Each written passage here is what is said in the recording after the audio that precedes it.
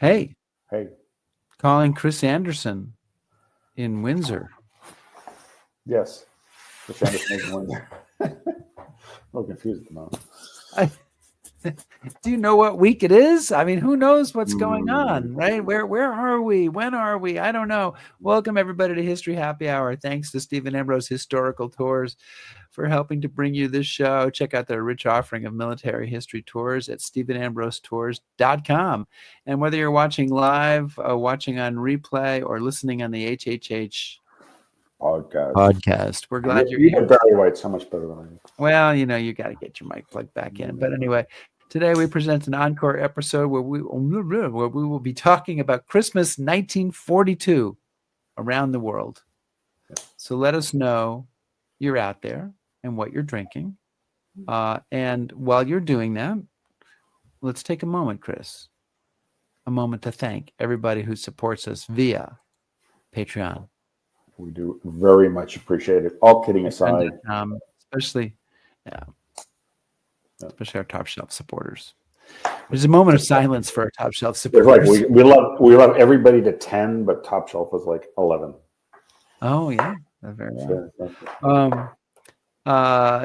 So with that exciting introduction, why don't we get on to our encore episode? I need a cue.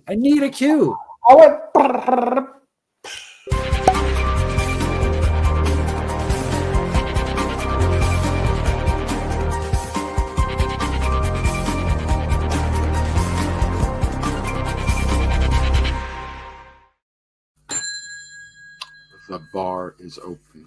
The bar is open, Chris. What is on tap? Yeah. So this week we are going to be joined by Dr. Peter Harmsen. And Dr. Harmsen studied at the National Taiwan University and has worked extensively in Asia, writing for Bloomberg, The Economist Intelligence Unit, and the Financial Times.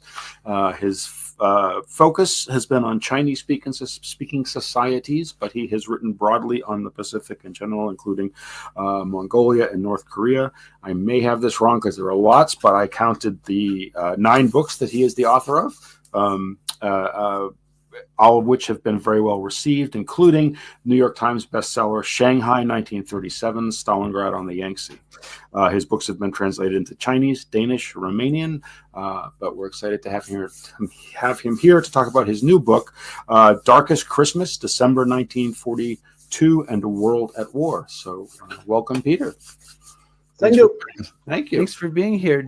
I know can't remember if you brought a cocktail with you or you were gonna just be drinking tea or what your situation was, but I actually already had a lot of coffee, so I think I'll sit tight. Right. I'll toast that with a beer. Oh. And Chris, do you have something there? Or are you my Glentur at 12? Yeah, you're gonna have to get a new bottle soon. I guess I just did actually. All right. Well, Chris, start us off with Dr. Harmsen. All right. And I hope it's okay if we call you Peter. So. Okay, that's absolutely fine. Yeah. Okay. Good. So Peter, you begin the story of your book, and we're going to get into some of the details of it. But you begin the story of Christmas of 1942 by talking about the song "White Christmas," a song ironically written by a Russian Jew, Irving Berlin, who's neither American or Christian or celebrates Christmas, but he writes this song. It becomes famous by Bing Crosby, and you really talk movingly about how important this song is. So what is it about this song that is significant at that time, and why did you choose to kind of begin your book with that song? Well, I picked the song to start off the book with for several reasons. One of the reasons was what you just mentioned, that it touched a lot of emotions with a lot of people throughout the world. This whole idea of Christmas being a time of the year which with the intensified emotions was something that really struck me as an interesting topic to look at in more closely. And another reason why I picked this song was because it reflects one of the main themes of my book, which is globalization. Of course, White Christmas is an American song, but as you mentioned, it's written by a Russian Jew that eventually became famous throughout the world, not just in English-speaking countries. So it kind of reflected this whole idea of war becoming a force of globalization. One of the sentences that I emphasize in my book is that war is globalization by other means, of course, suggesting this famous Clausewitz quote that war is politics by other means. I think you can say very much the same. War, and specifically World War, is globalization by other means. It brings people together of course, very often in violent ways, and it brings people to places that they would not otherwise have gone to. American farm boys who might never have visited the neighboring state were suddenly in completely different parts of the world, in the Southwest Pacific or on Iceland, eventually in Western Europe, in North Africa. So, and the same could be said about lots of other nationalities. Of course, Germans got to visit all of Europe in a rather specific way. So, and you can see like the world before World War II and the world after are completely different things. It was a much more globalized world, and a world where globalization was gradually accelerating in the decades after the war, because of forces like technological forces, cultural forces, even psychological forces that I think were set in motion by the war years. Mm-hmm. I love the idea of war bringing people together. What they do when they're together, let's not talk about that, but we're bringing them together. Your book focuses on Christmas 1942. Maybe we can step back as a little bit of context and say, what is the status of the war at that point? And if you're going to write a book about one day in the war, which is something that I was looking at doing at one point, why did you pick this particular time? Well, I picked December 1942 because I wanted to write like a global story of the war, and if I really wanted to write a story about the war as a world war, it had to be after 1941. Prior to December 1941, it wasn't really a global war. It was like two regional wars that only really merged together with America's entry into the war.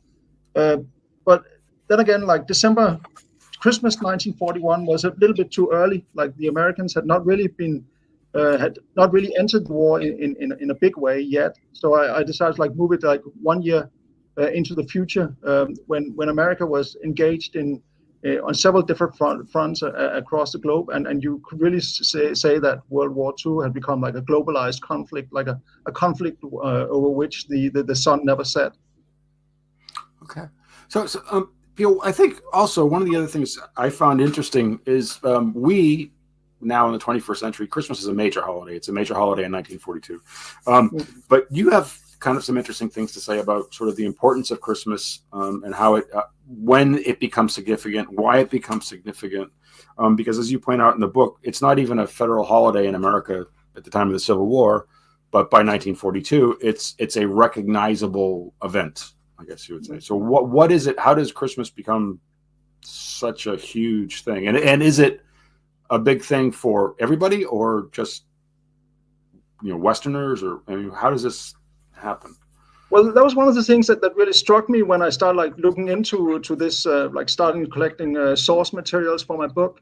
Of course, I knew it was a big thing in the English-speaking countries, in Scandinavia, of course in Germany. But what struck me was once I started looking into some of the other parts of the world, what was that the Christmas had already at that time become a big thing, even in a place like Japan, kind of suggesting the kind of globalization that had taken place already in the early 20th century, especially in the 1920s, when Japan had become a fairly liberalized society. It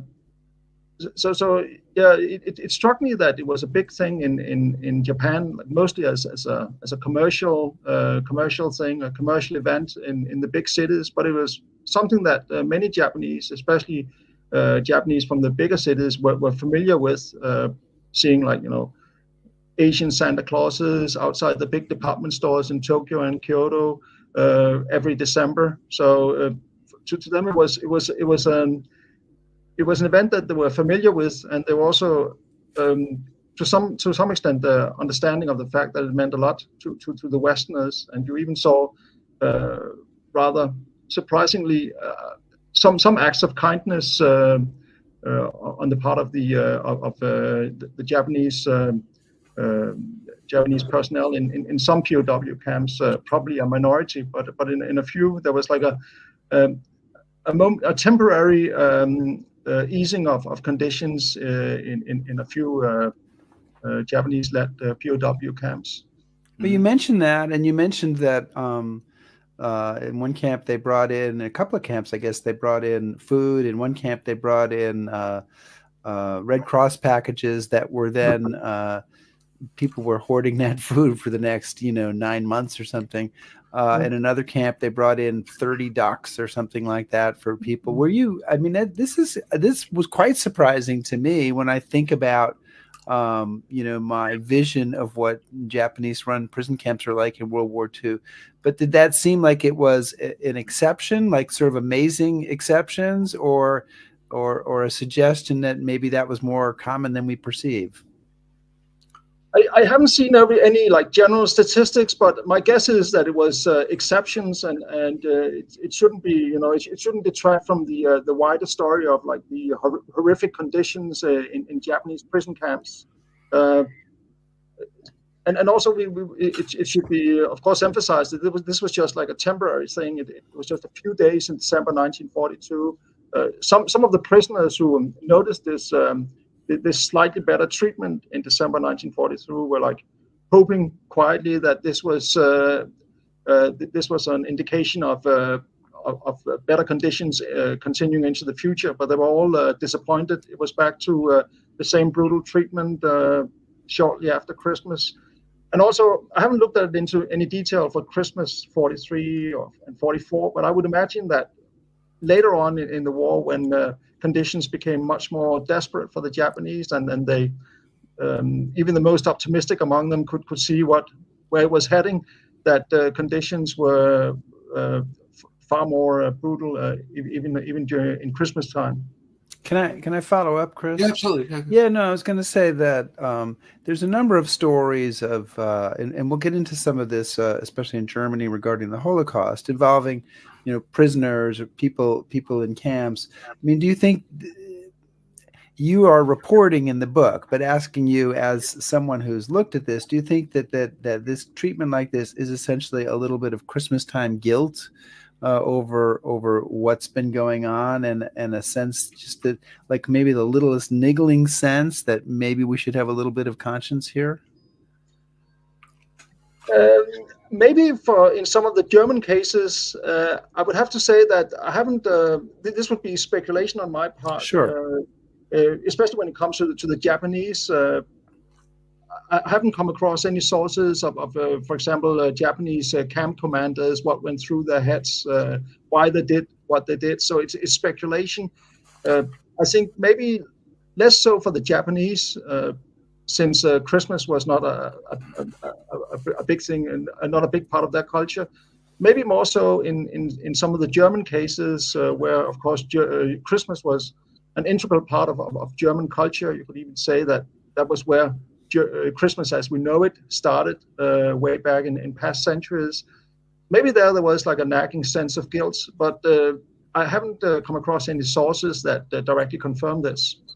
So Peter, one of the things that kind of is talked about quite a bit is that too much of history focuses on the West or the Western powers or whatnot. So you could say that obviously to Christians or people from Christian countries, Christmas is a big deal, but we're talking about a world war. So we've got Muslims and Sikhs and Hindus and Confucians and all.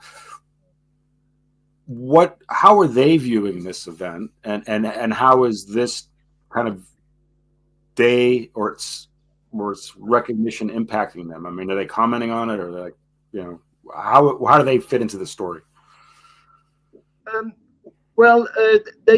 I haven't seen any sources where where like non-Christian people directly comment on it as like, look at this exotic Western holiday that's taking place like under our noses. So it's not something that I've really focused on in my book.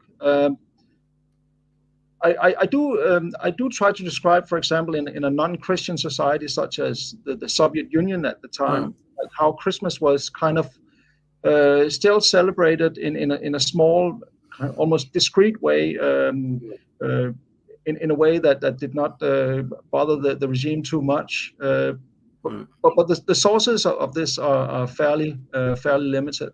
Yeah, I just it's interesting to me because it comes up in the book that Christmas has become significant enough that even if you're not Christian, you're aware that there's this big holiday and lots of people are celebrating, and my book is kind of like a cultural history of World War II and a history of like how the culture, world culture, global culture as we know today is to some extent and to, I would say, a significant extent a product of World War II. One of the major aspects of this being the way that Christmas and especially the American way of celebrating Christmas was spread to different parts of the world. One of the most significant examples, I think, is how American soldiers, servicemen stationed in the British Isles, interacted with the local population and kind of like exchanged Christmas traditions, which I think was maybe to some extent like a one-way road. It was like Americans showing the Brits how Christmas is celebrated across the Atlantic. It's kind of like here's how we do it. We don't really care how you do it. Right? Yeah. Well, there was a bit of like also cultural curiosity on the American side. American GIs paying noticing like, oh, this is how we do it in Britain. That's interesting. But I still think it was a kind of like a one directional movement towards American Christmas being projected to different parts of the world. Of course, it was a development that only was starting up during the war and continued after in the decades after the war. Yeah. So your book basically rolls around the globe. You start with kind of in the Hawaii, and you move all the way around the globe and come back to America, sort of following the clock, essentially. And it strikes me as the kind of book that would be very challenging to research because you can't go to a single archive and say, well, I'm going to go to the National Archives, or I'm going to go to the archives in Britain at Kew, and I'm going to find one place and I'm going to find all the stuff right there. So how did you go about gathering material for this book? Before I answer that question, maybe can I just mention something about this whole concept of going around the world, follow? Absolutely, sure. Yeah, my book is published in 3 different versions. This is you would say the international version, the British American version. That's the one you referred to, where I got one too. Yeah. Okay. You begin the trip at the international date line in the mid-Pacific, and then move around. Not Hawaii. Then we've got the kind of like the Australian New Zealand version, which has the same chapters pretty much, but in a different order, where you begin with Australia and New Zealand, and where the chapter on Australia and New Zealand is kind of expanded compared with the international version, where you do the same trip around the world, but begin a little bit further to the west.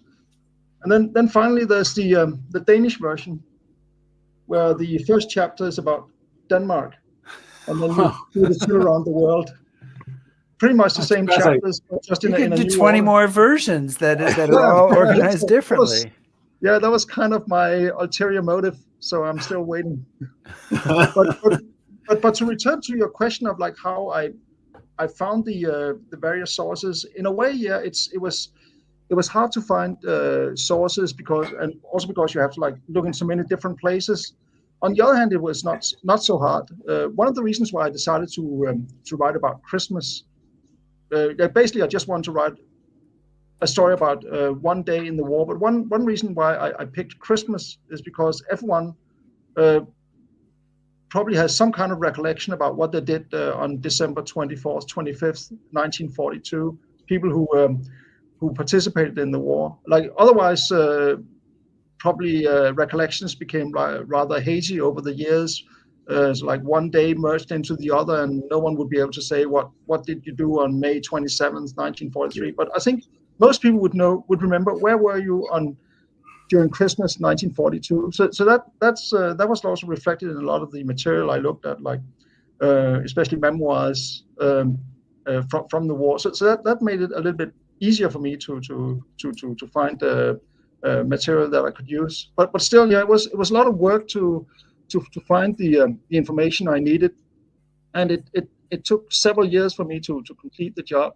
Actually, I began work on this book back in 2017 at the 75th anniversary of Christmas 1942, when I wrote an article for a newspaper about this subject, and realized that there was much more material there than just for one newspaper article. There was enough for one book.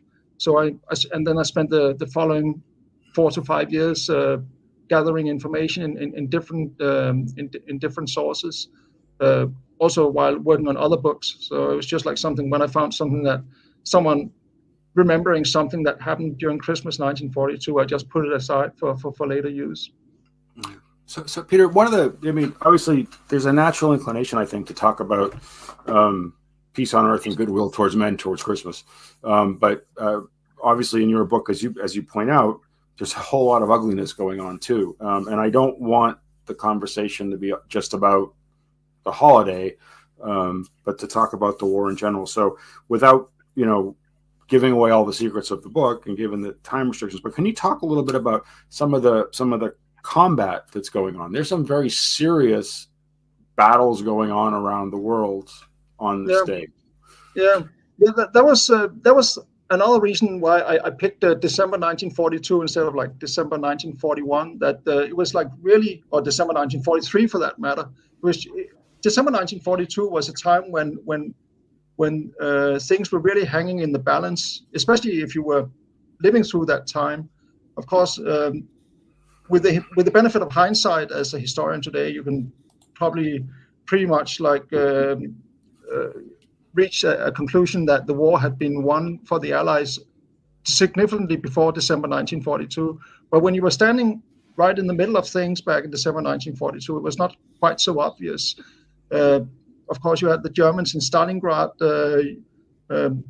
but they had not lost yet. It was still there was still some slender hopes among the Germans surrounded in Stalingrad that maybe the Führer would come and help them. Of course, that was unrealistic by that time, but people still, the common German foot soldiers still cherish those hopes. The same thing in the Pacific. You could say that the Pacific had pretty much the war in the Pacific had pretty much been decided on December 7th, 1941. The moment the first Japanese shot was fired, that's when they lost the war. But that was not obvious at the time. The Americans and the British, the Americans in the Southwest, Americans and Australians in the Southwest Pacific had only just started going on the offensive in a small way. So we're still like very much hanging in the balance, which was what kind of attracted me to the subject and to this particular time in history, that people at the time didn't really know where this was all heading. Of course, they were hoping. There were hopes on both sides, but no one could tell for sure at the time. You have a quote from a German soldier about the precautions they took against the Russians on Christmas Eve. He says, "It was the most wonderful night of the year, but also one of the nights the soldiers feared most." His name was Harry Meilert. And we all know the story of the Christmas truce in 1914. Was Christmas in 1942 the opposite, with troops launching bloody attacks to try to take their enemy by surprise on Christmas? Well, it was a little bit of both, depending on where you were. If you were on the Eastern Front, there were several examples of the Russians picking Christmas to launch offensives against the Germans and their allies, knowing that this would be a time where maybe they would have their guards down a little bit less than in usual times, and maybe also as a form of like psychological warfare, hitting them at a time when they were maybe like more sentimental than usual, and where their thoughts were elsewhere. So yeah, definitely no truce on the Eastern Front. A bit of a truce in North Africa, where the Allied had just landed a few weeks before. There's some evidence of German and Allied troops sitting in their trenches and suddenly like starting to sing Christmas songs in their respective languages, but without like emerging from the trenches and like shaking hands. It wasn't anything like that. I think to some extent this also shows that World War II, maybe a little bit contrary to popular ideas about the conflict, that World War II was in many ways a more brutal conflict than World War I. You had these hatreds, national and even ideological hatreds that had been allowed to develop for several decades at the time, which you didn't have in 1914, and I think made something like the Christmas truce in 1914 more easy to achieve. So I was going to ask you about the Christmas truce, and you touched on that, and perhaps why those things are different. One of the areas that I'd like to dive into, because I just found it really fascinating, was this idea of Christmas in Germany in 1942. Yeah. But, boy, for me, the part of your book that really I found the most compelling was this, because the dissonance disturbing, going on here is really, really amazing. In terms of Christmas, how are the Germans viewing this? And we'll kind of use that as a point. They've got God is with us on their belt buckles. They are, as you touch on, kind of the originators of Christmas, if you want to say. They believe in the holiday, but they're fighting for the victory of one of the most abhorrent regimes in human history. Yeah. So could maybe start touching on that odd dichotomy a little bit. Yeah. Well, I think to the Germans at the time, at least to the vast majority of them, there wasn't really any contradiction. I mean, they saw themselves as the defenders of German and to some extent even European civilization against the Red Hordes to the east. To at least to some Germans, celebrating or passing Christmas either at home or in the front line was a reminder of kind of this like civilizational mission that they saw themselves on, defending Europe against communism. So I think at least to the vast majority of Germans, there might not have been such a huge discrepancy. Of course, to Germans who saw themselves in opposition to the regime, it was different. They remarked on this on this contradiction or this this irony in sometimes in secret diaries. Yeah, well, Rick, I just want to kind of go ahead. Like, I've got some follow-ups on this too. Yeah, I mean, you have a group of people who, as you were saying, identify this as an example of their civilization, but by the same token, you have the leaders of the Nazi Party. You talk about Goebbels to some great length, basically saying that Christmas is an example of how better we are than everybody else. But oh, by the way, we're going to invent our own Christmas holiday because we don't want to have a Christian Christmas holiday. Did you? I mean, I guess that's not a question, but as you're pouring through all this, how are you kind of filtering this? Because or what struck you most yeah strongly about this? Chris used the word dissonance. I use the word paradox. This German kind of attitude versus reality. Yeah. Well, one of the things that struck me the most was conditions in the Dutch internment camp Westerbork, where they celebrated Christmas, like the leading Nazis, the SS who were in charge of the camp, invited the best buddies from the German occupation army to come and celebrate Christmas at Westerbork camp. At the time, they were eating food. It was like a transit camp for Dutch Jews before they were sent east for annihilation. This big Christmas party that the Germans held for themselves was basically staffed by people who were going to be killed a few weeks into the future. It was like Jewish chefs, Jewish waiters, a Jewish orchestra playing for the Germans. What struck me was how this event and also conditions in Westerbork camp more generally highlighted this odd mixture of daily routines and the biggest crime in the history of mankind. A little bit similar to I don't know if you watched this recent movie, A Zone of Interest, about the camp commander at Auschwitz. How everyday routines and everyday life that we can immediately recognize coexisted with being responsible for probably the biggest crime in human history. Yeah. That's our one reference to the Academy Awards during this show. I want to stay on this topic a little bit, but I want to remind people first that we are speaking with Peter Harmsen, who is the author of the book Darkest Christmas, December 1942, and A World at War. And there's so many aspects of this that I made notes about, but you talked about Joseph Goebbels. And you kind of held him up as an example of a little bit of an example of the lies that Germans were telling themselves this Christmas. Can you talk about that a little bit? Yeah, Goebbels is a wonderful source, of course, wonderful in terms of being a source with of whom there's a lot of material.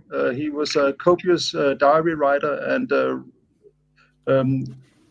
in addition to running this huge propaganda machine, spent probably several hours a day writing about every detail of his routines and every detail of what he was thinking, including in the days prior to and during Christmas 1942, where on the one hand he was one of the main culprits in this vast murderous machine that was the Third Reich. On the other hand, he was like a family man, caring about his children who were waiting at home for daddy, hoping that he would be there at least for a few minutes on Christmas Eve to celebrate Christmas with them. So that was, I think it kind of it gives you maybe the essential or the essence of the contradiction that you saw in many Germans. On the one hand, celebrating Christmas as always, at the same time as they were participating in this murderous regime. And of course, the great family man agonizing about not being able to spend time with his family, who he eventually will all murder. Yeah. Nice. Well, and you have, again, we're talking about it now, but I mean, with the chapter where a lot of this comes out in your book is called "We're Turning into Wolves." Where does that come from? What was the I don't want to say inspiration. That sounds too uplifting for this particular chapter. But why we're turning into wolves? Where does that come? Because there are other examples that you get. Yeah, well, it's a chapter about Eastern Europe, which was really the dark heart of Europe and maybe the dark heart of the world in 1942, where all the worst influences were coming together to create hell on earth.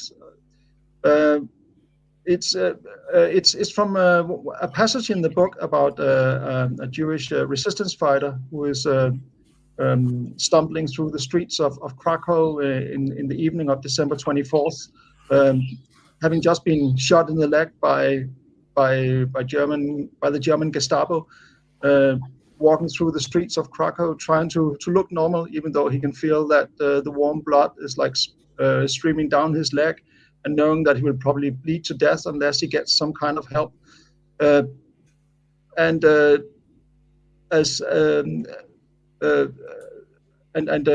Decides to walk into a Catholic church in the hope of maybe getting some help there.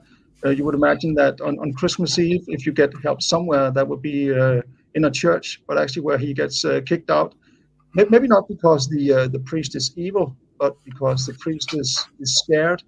To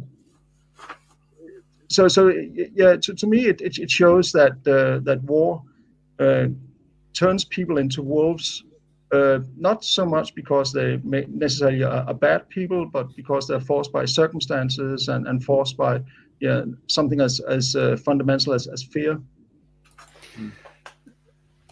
So we're in a dark part of the show, and it's going to get a little darker. You write about the contrast of Christmas and the Holocaust, and you have a quote from Victor Gollancz, who's a British publisher and humanitarian, who's writing a pamphlet this Christmas time, which he's going to publish in 1943, called Let My People Go.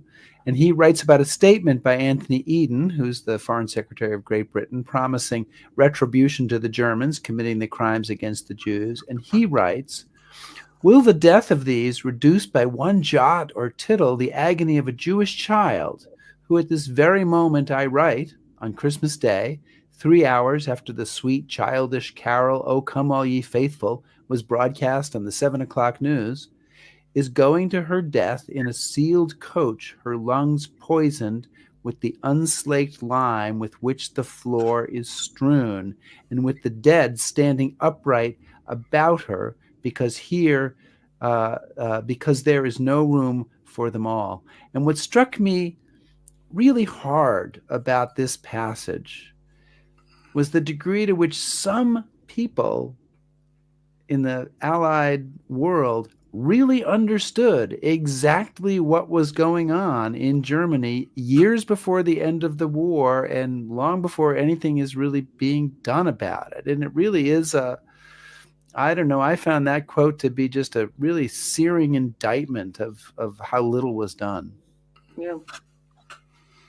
I think the problem was one of the problems was there was so much propaganda in circulation, and people probably knew that they were being exposed to propaganda, and lots of people, members of the public in the West, when they read these pamphlets and these very accurate descriptions of the Holocaust, may simply have thought that this was like propaganda. It was probably exaggerated a little bit. That's my assumption that was part of the reason that nothing more was done. So in this dark place, and we have been talking about some very dark things, and obviously there's a lot of combat, and you talk about that all over the world. What are say Roosevelt? You talk about Eleanor Roosevelt. What are people or Allied leaders doing to sustain morale, to keep people in the fight? Because I would imagine it's really hard to get into the Christmas spirit in 1942. You will kind of expand on this a little bit, but we talk about the King's Speech, for example. What are the leaders saying to people, like, how can we use Christmas to kind of get through this? Well, to use the King's Speech as an example, it seems to me that he is trying to talk to his people as, to some extent, his peers, explain to them that this is a hard time that all of us are going through. Not trying to paint a too rosy picture, because that would be ridiculous. Everyone knew that it was a hard time, and there were probably years of war awaiting in the future. But at the same time, reflecting that this was a hard time for everyone, including for himself. Like he was unable to see his family as much as he wanted, just as his subjects were unable to see their families. Trying to build a bond between rulers and ruled about this situation as something that we are in this together, and we have to get through this together. So we have following up on that, I want to bring up a question from somebody in our audience who says, what was the mood of Americans in Christmas 1942? The Allies were struggling in the Atlantic, and the Pacific was just beginning to turn after Midway. And I know you write a lot about what's going on New Guinea and such places, but what is the situation for Americans at this point in the war? I think it's probably it's hard for me to generalize about such a huge population. Well, maybe shoot us a couple of examples from the book of what's going on with American soldiers at this time. Yeah. Well, it was in a way it was the first war Christmas for the Americans. Of course, December 1941 was actually the actual first war Christmas, but many Americans had not even been drafted in late December 1941. America had only really become a society at war a year later, during December 1942. And I think if I was to like maybe generalize a little bit, after all, I think maybe the general sentiment that united many Americans was this sense of longing, longing for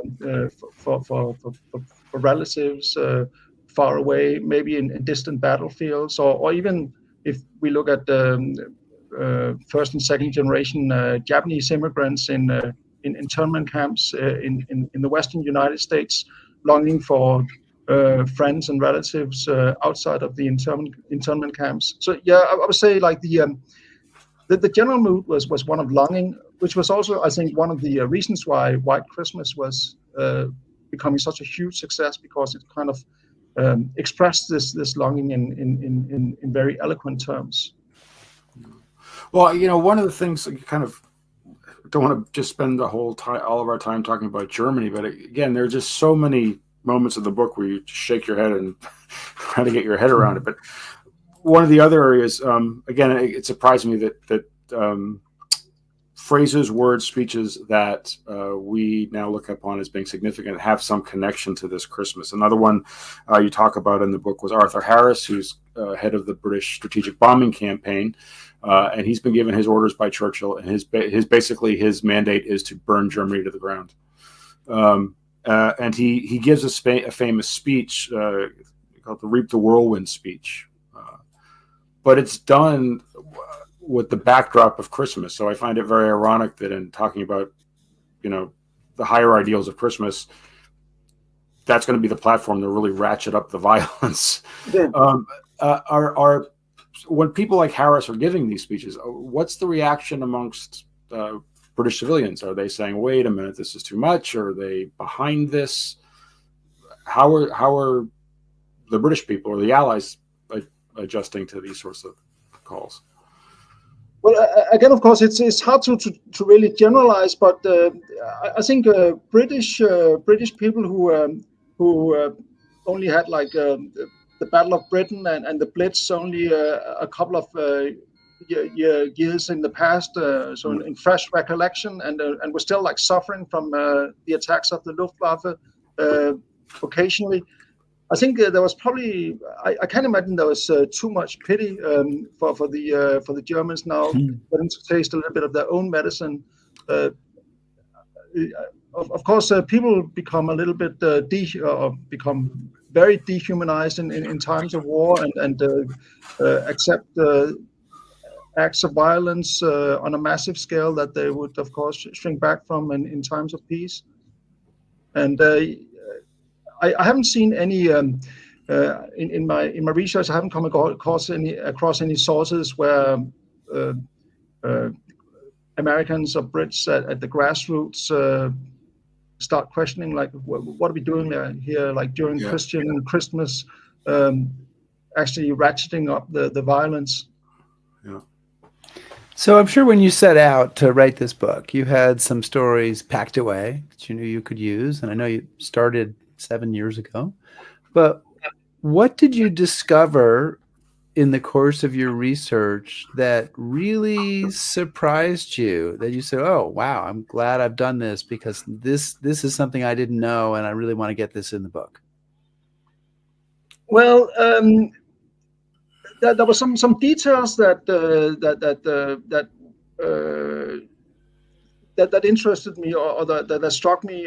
For example, the fact that this German radio broadcast where they called different parts of the around the periphery of the German Empire, like all the way from northern Norway, Finland, down to southern France.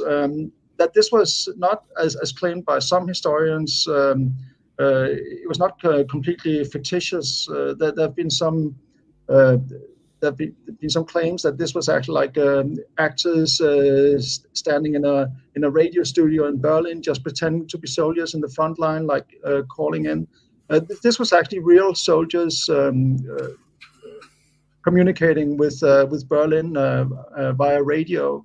The reason I know is because of two documents that emerged in the course of my research. One being the actual script of this radio broadcast, showing like how this was based on actual recordings of soldiers from around the occupied territories.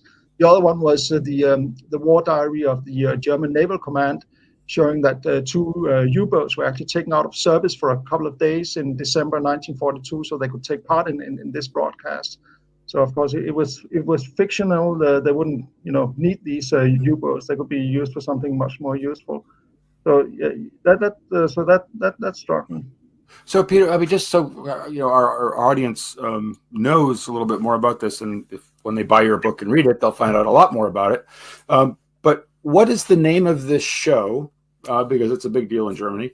And what are we talking about? Because it's very interesting how the Germans using Christmas as a propaganda tool. But what is the name of the show? What are they actually trying to do? And how important is this in Germany?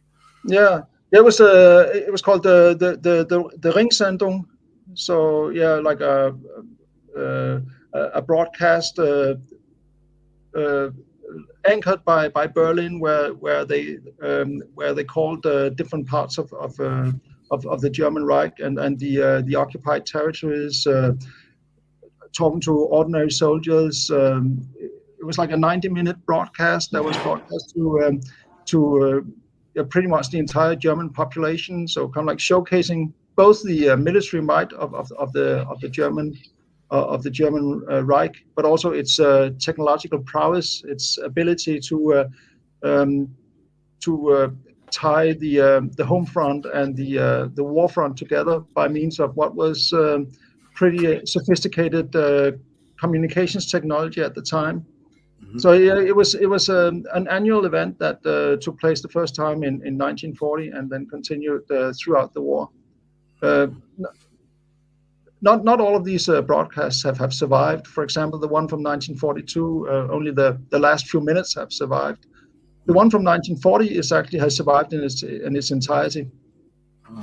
And one of the things you write about when you write about this time period in Germany, which again is just a fascinating part of the story, is that there is a very conscious effort by the leadership, by Goering and by Goebbels and by other people to keep morale up in Germany, to do whatever they can, right? Yep. To keep morale up, because they look at the example from World War I and where they thought they were betrayed by the home front, and they don't want that to happen.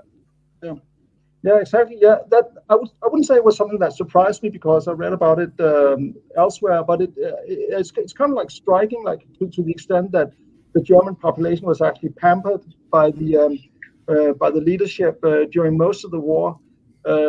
exactly because of this experience or this analysis of events in 1918, whether they were true or not, that Germany lost mainly because the morale at home collapsed. That of course can be debated, but that was like the interpretation of history that motivated the Nazis 25 years later to make sure that this did not happen again. Which is why the Germans were not asked to shoulder burdens because of the war, unless it was absolutely necessary, and unless it couldn't, like the burden could not be pushed onto some of the occupied people. And you had to get into like 1940, 1945 to 1944, 1945 to really see the German government giving up this idea of trying to build morale or well, you talk up. about the fact that they basically starting in August Goering sends people out to the rest of the occupied nations in Europe to strip away anything they've got. Yeah, bring it to Germany. He was. He liked to plan in advance. He was a long-term Christmas shopper, you could say. Well, he's certainly big enough to be Santa. Very few of us start planning for Christmas that early, but he did. Yeah, in August, he assembled all the bigwigs, instructing them to buy up or steal everything that could be of value, anything of some maybe a luxury significance that could be used as Christmas presents to be shipped back to Germany and be used as Christmas presents for the German people. Yeah. So Peter, there's again, if you read the book, when you read the book, you'll have a lot of these moments too. But as I read your book, there were lots of times I had to kind of stop and try to digest everything that was going on. But one of the things that struck me, and I would just like to get your thoughts on it, given this experience for all these people, given the universality of things like White Christmas, how much of Christmas as we know it today, celebrate it today, look at it today, is a byproduct of the war and the experience of the war? Did the war change how people look at this holiday? I think it mainly changed how we look at Christmas in terms of making it an American holiday, or making the American way of celebrating Christmas the global way of celebrating it. It's probably something that would have happened anyway, but it would have happened much slower if World War II had not arrived. Again, this is to me, this is what makes my book to some extent like a cultural history of World War II and a cultural history of the post-war world, showing like how this Americanization of the world had deep roots in World War II and probably would have happened anyway, but happened at a much accelerated pace because of the way the war ended. Last question for you. Your title of your book is The Darkest Christmas. And so when you were done with the book, were you overwhelmed by the grief and misery, or were you buoyed up by the positive stories? Where did you come out, plus or minus on that? Probably speaking net, probably more plus than minus, because I knew, of course, that World War II was a terrible thing. And yeah, I was surprised at the many ways that people managed to find hope and even show kindness to each other and sometimes even to enemies, even at a time when war otherwise brought the worst out in people. Well, Peter Harmsen, thank you so much for joining us today to chat about your book, which is called Darkest Christmas, December 1942 and a World at War. Lots of interesting stuff in there if you decide to take a look at it. And thank you so much for coming on the show and taking our many questions today. Thanks for having me. Thank you. Enjoyed it very much. All right. Thank you. My fingertips are burning now. next week, once Yes. Chris has seen the medic and fixed his Okay. damaged fingertips, we'll be back live with Really? fellow Ambrose historian Kevin Hiemel, whose article about the 6888, the African American Women Postal Unit, was the basis for the new movie that was just released. So we'll talk to Kevin about the making of this movie, how it all looked from his point of view. So it should be something a little different, but yet, connected to history. And Isn't he we'll see. he's close to a hat now, isn't I think this is his third he? Is it? time on the Mhm. show. So I don't think he's quite in Joe You can Belkowski see it territory. on the horizon, but it's not quite. He's got to get that other patent volume out, and then we'll have to Is come there up with another patent volume? it's a 3-volume history. What else And is then there to say about this guy? And I think there might be like a 4th volume that's the patent story after his death, right? Let's ask him about that when we have him on. Oh, God, no. Maybe you can do a 5th volume about criticism of patent. Maybe you guys can write Oh, that I together. read that one. Read that one. I know because I know you're so into that whole thing. But that's next week. We'll be back. We'll actually be in the places where you see us here, where we're kind of not at the moment, and we'll be bringing a bunch of live shows in January and onward. So looking forward to seeing you guys then. Please subscribe to us on YouTube, follow us on Facebook, shout at us on X, listen to our podcast, back us on Patreon, and browse historyhappyhour.com. Right. So it's been all the papers. Thanks, everybody. Be safe. Happy New Year. Yeah. Happy New Year.